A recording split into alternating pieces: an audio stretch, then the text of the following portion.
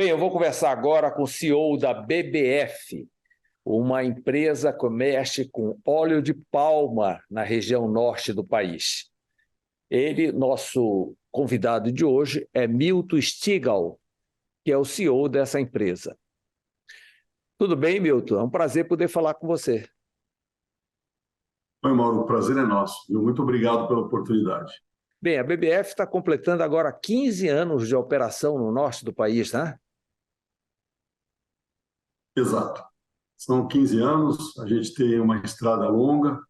O início do projeto se deu na sede que nós fundamos a empresa, que é no município de São João da Baliza, no estado de Roraima. Hoje, somos quase 7.000 funcionários e atuamos aí em 5 estados da região norte. Vocês compraram todo o ativo da Biopalma, que era da Vale, né? E ficou com a maior área de plantação de palma no país, ficou aqui no Pará, né? Com certeza. E a gente procura aí, a BBF tem investido bastante na expansão da cultura da palma, mas a gente tem focado, Mauro, num modelo que a gente é verticalizado. Então, o que a gente faz? Como a palma é uma cultura que é um commodity e os principais produtores estão do outro lado do mundo, aí no Sudeste Asiático, a BBF escolheu como modelo de crescimento alguma coisa que a gente não ficasse tão exposto às variações desse mercado que é tão volátil. Então, nós escolhemos uma estrutura para, migrando do setor agrícola para a energia renovável. Então, nós produzimos o óleo, utilizamos esse óleo como um biocombustível e direcionamos eles às termoelétricas que estão espalhadas no interior da área gigantesca que é a floresta amazônica. Termoelétricas que não estão no Sistema Nacional de Energia, né? É muito bem lembrado. Como você disse, essas termoelétricas trabalham de forma isolada, ou seja, 100% da energia produzida por elas atende ao mercado específico que não tem outra forma de ser atendido. Então, é uma responsabilidade muito grande e você precisa ter segurança na operação.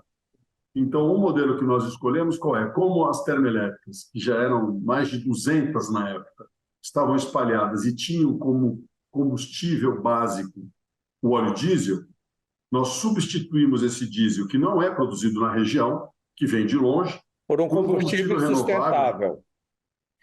Então, na verdade,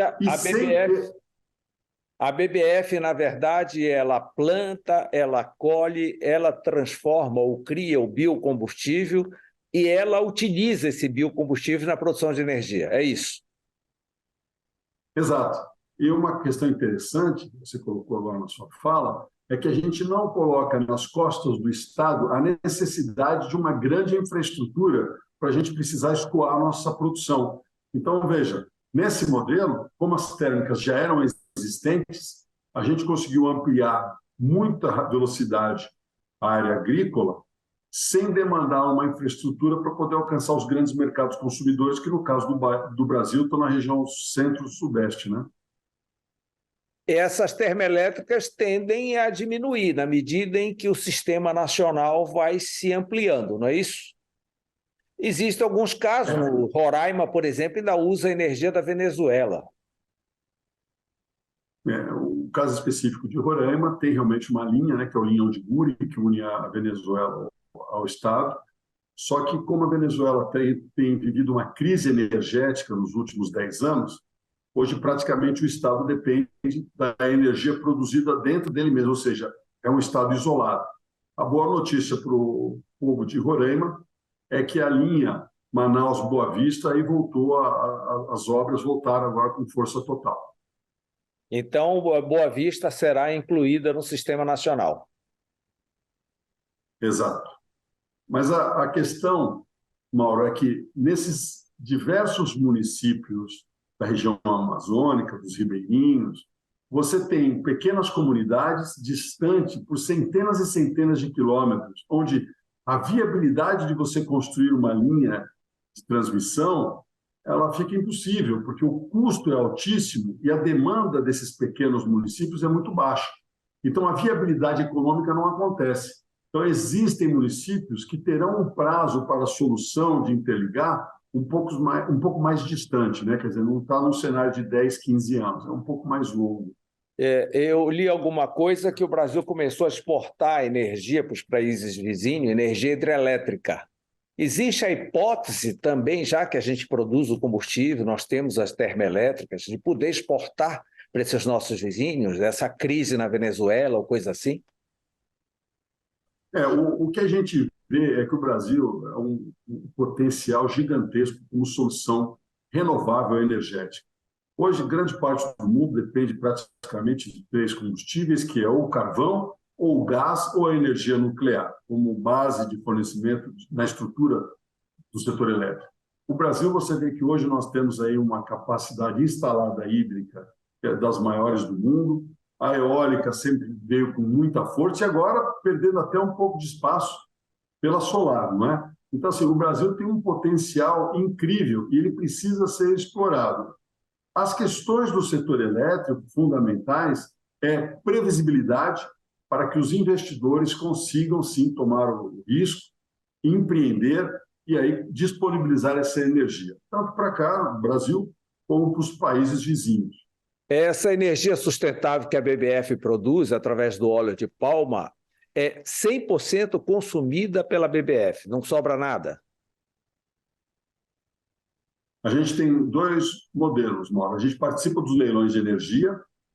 Em alguns desses leilões, a solução de energia que a BBF apresenta é com a biomassa, ou seja, no processo de esmagamento da palma, geramos um resíduo que é o bagaço.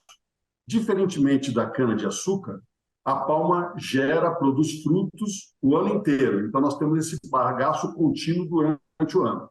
Aonde isso é possível, ou seja, onde nós temos as plantas de extração, e aí no Pará temos duas grandes, você tem uma caldeira que queima esse bagaço, gera energia própria e pode exportar. No caso de Roraima, a usina termoelétrica que foi construída ao lado da planta de esmagamento de palma já está exportando 16 megas para o sistema de Roraima, esse que você comentou há pouco, que ainda está isolado. O que vem a ser essa extrussora em Paragominas? Essa é uma planta para processar não a palma, mas uma outra oleaginosa, que é o soja. Então, a gente consome o grão, né, produzido no interior do Pará, a gente processa, fornecendo a proteína, que é o farelo de soja, que é muito importante para a gente, que a gente transforma proteína vegetal em animal, que é a carne, leite ou ovos, e também produzimos um óleo, que esse óleo serve também na cadeia da BBF para produzir os biocombustíveis. Bem, eu vejo que a maior parte das operações da BBF estão concentradas no Pará. Mas também li alguma coisa que a verticalização agora da BBF vai se concentrar em Manaus. Por quê? O Pará ele tem aí a maior parte dos ativos e a gente ainda tem uma novidade, né, Mauro? Que é bom lembrar. Agora, no meio do ano, a gente dá partida em mais 10 termoelétricas no estado do Pará. Então, é a estreia da BBF no estado do Pará com geração de energia nesse modelo que nós já discutimos. Mas a questão da Zona Franca, que você está citando, é onde nós iremos construir a planta que é a biorefinaria. A biorefinaria deverá receber os óleos vegetais de diversas unidades produtoras. Mas como nós temos ali uma lei, né, a Zona Franca, que permite uma isenção grande dos tributos, sejam eles federais, estaduais, a BBF optou por ter ali para ter a garantia de poder usar esse benefício até o ano de 2073, quando essa lei permanecerá válida. É mais uma questão tributária. E a logística usada pela BBF para abastecer todas essas termoelétricas em áreas de dificuldade? Boa pergunta, Mauro. A gente tem usado aí as grandes calhas fluviais da região amazônica, são muito boas e tem uma vazão contínua praticamente todo ano. Então é uma logística fluvial. Fluvial, exatamente, fluvial.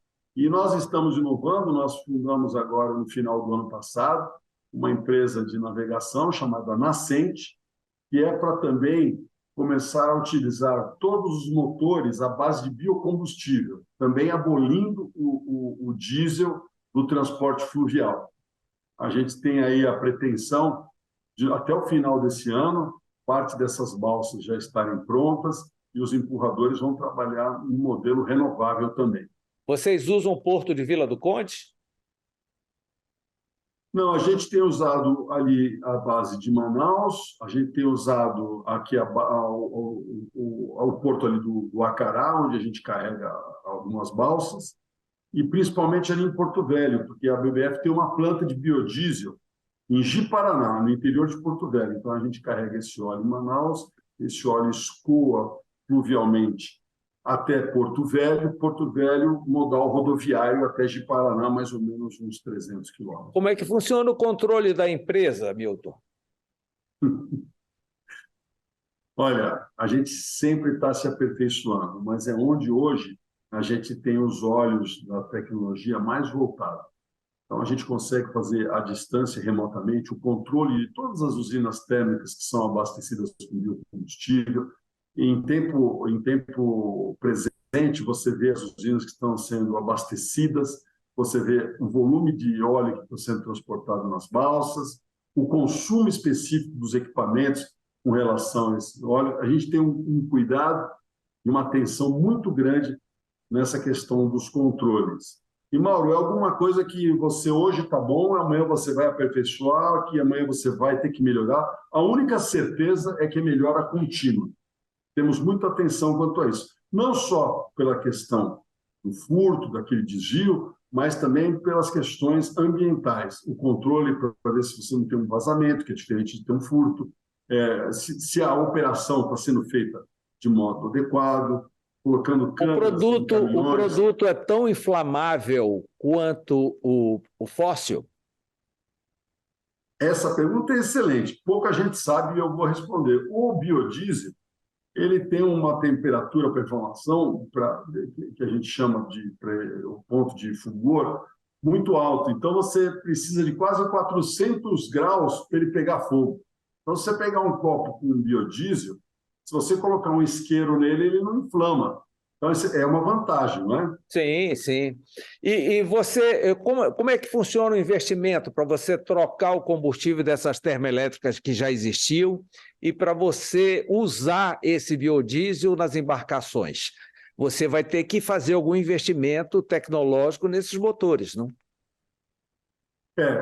Hoje, no início, a gente desenvolveu, vamos chamar assim, isso em conjunto com os fabricantes de equipamentos. Mas como a gente já começou há alguns anos, hoje a gente tem diversos fabricantes de equipamento que dão garantia do motor, do gerador, a 100% biocombustível. Então, temos aí a Volvo, temos a Scania, temos uma empresa alemã que também fornece equipamentos 100% biodiesel, ou seja, ela te dá garantia de fábrica. Quando você faz essas mudanças da tua pergunta, né? Pegando uma planta antiga, o óleo estoca-se da mesma forma, em tanques. Então, se o tanque está em bom estado, você pode aproveitá-lo.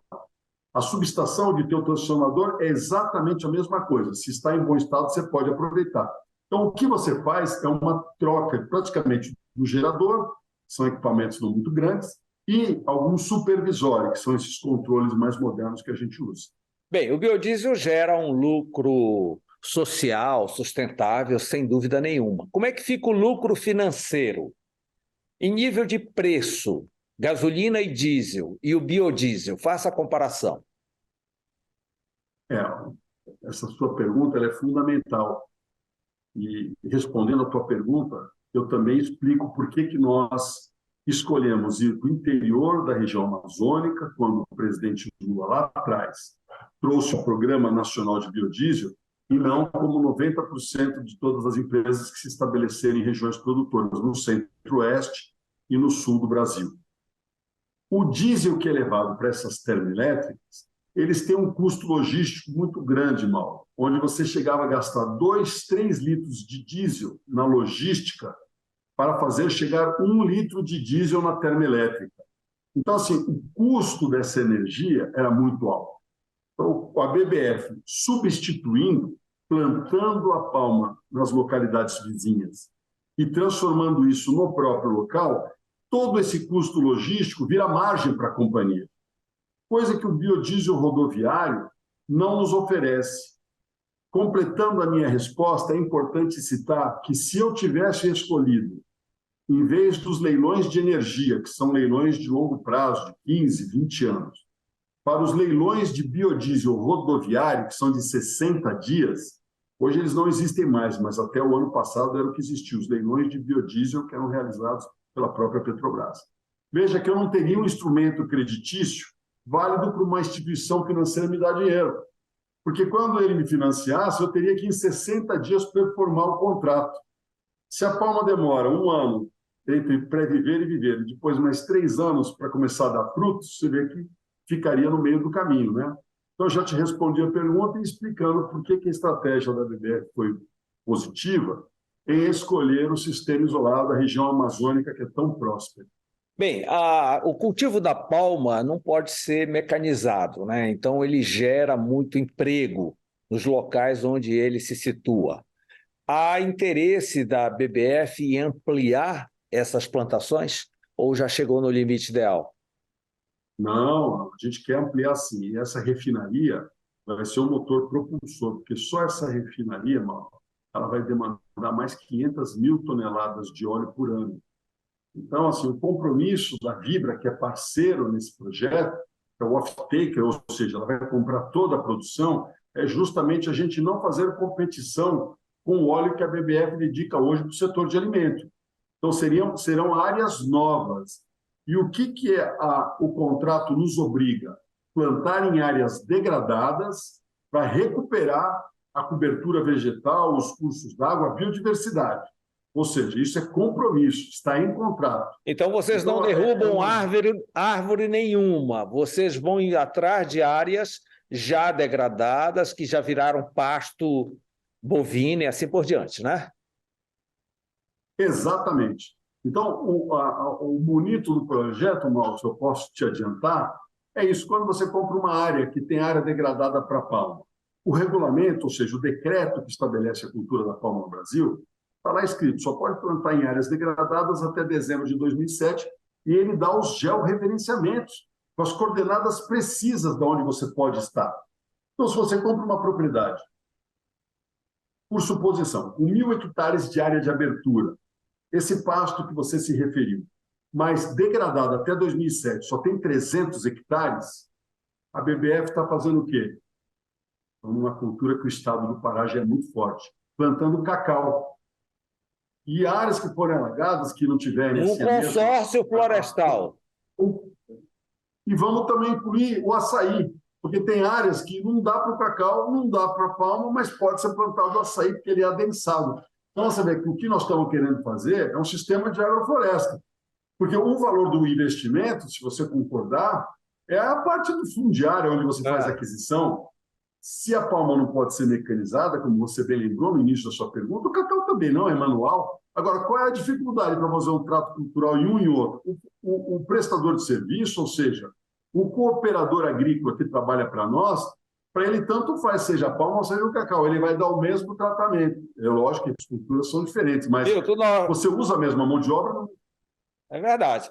Milton, nós vamos a um rápido intervalo. Na volta vamos falar de chocolate, de açaí, de oxigênio verde, de combustível para aviação. Aí a gente vai decolar aí com a BBF. Eu volto já, ok? Até mais.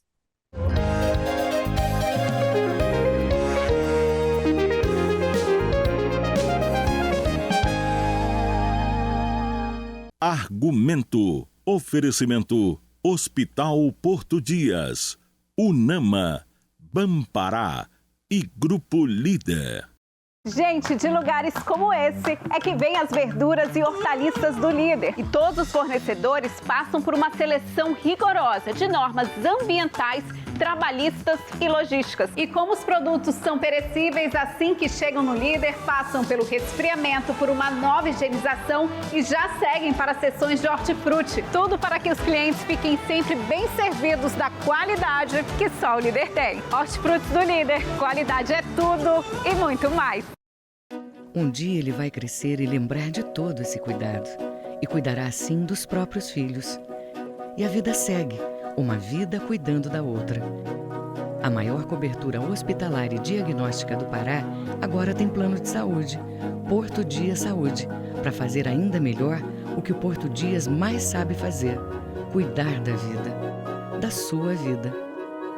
Porto Dias Saúde, o plano da sua vida. Qual torcida dá mais valor ao seu time? O Banpará lançou o cartão Afinidade, com vantagens para você e para o seu time. Faça logo sua adesão no aplicativo ou Internet Banking. E tenha descontos em produtos e serviços. Acesse o site e confira todas as vantagens do seu cartão Banpará. Banpará.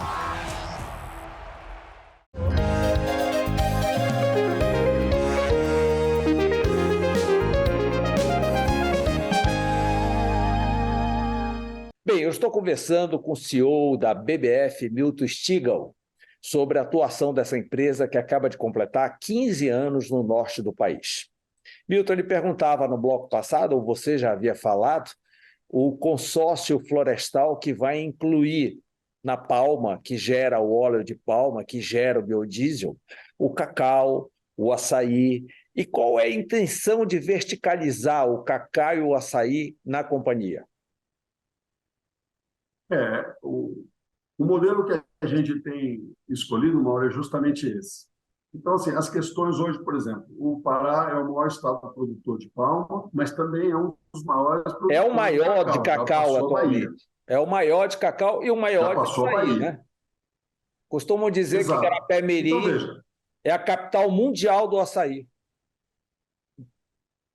Você já respondeu. Então, se a gente tem essa mão de obra que tem essa afinidade com essas culturas, por que nós vamos, comprando uma área degradada, recuperar só ela parcialmente e deixar o resto da área degradada abandonada? O que a gente tem que fazer é o quê? Projetar esse desenvolvimento em cima da economia local, trazendo mais trabalhadores para essa área. Então, ela vai ser uma área que vai contribuir com a geração de emprego, com o desenvolvimento econômico, para a melhoria social desse ambiente onde a empresa está localizada.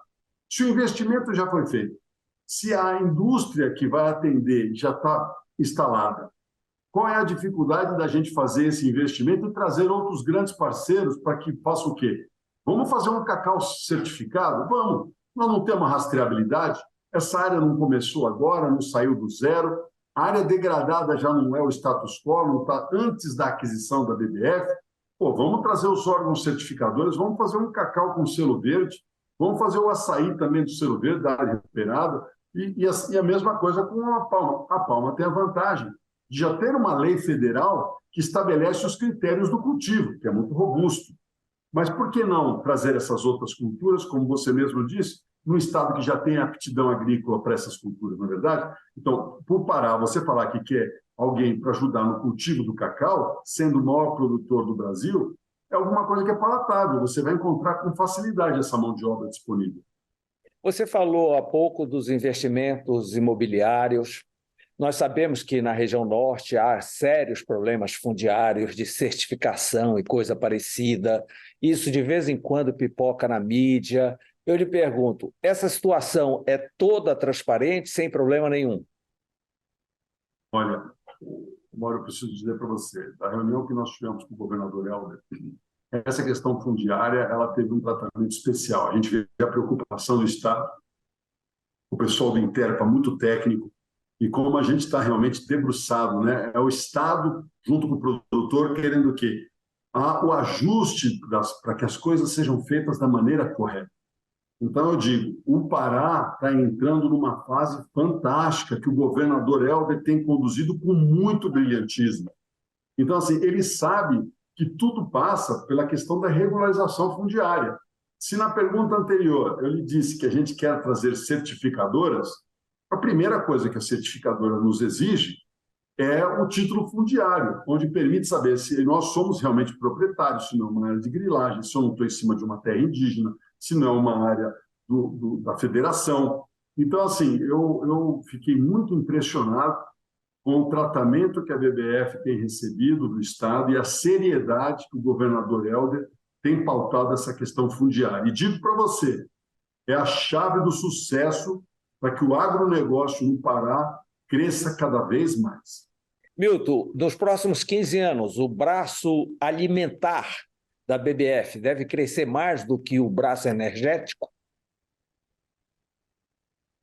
Olha, Mauro, com essa ideia, né, com esse consórcio de culturas, né, esse sistema agroflorestal que nós temos aqui discutido no último bloco, fica evidente que, por exemplo, no caso do cacau, não tem como ele ser usado no biocombustível, a mesma coisa o açaí.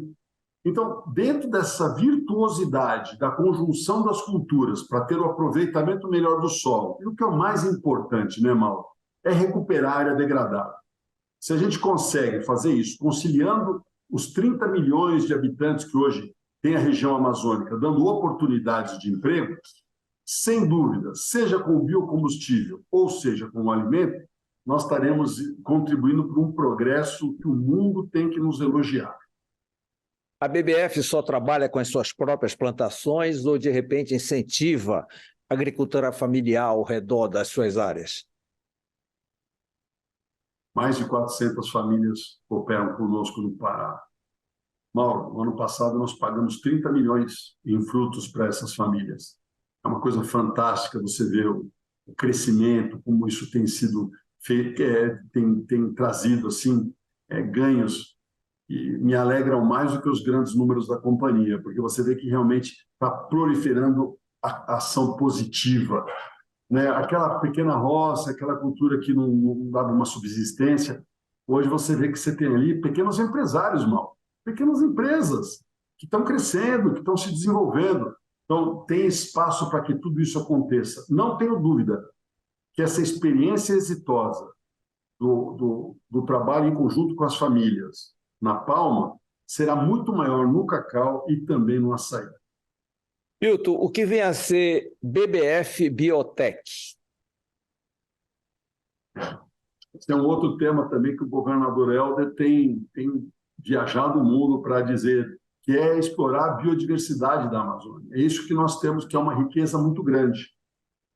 Nós conseguimos, Mauro, nos últimos 2 anos, temos trabalhado com pesquisa e desenvolvimento. O ano passado registramos 11 patentes.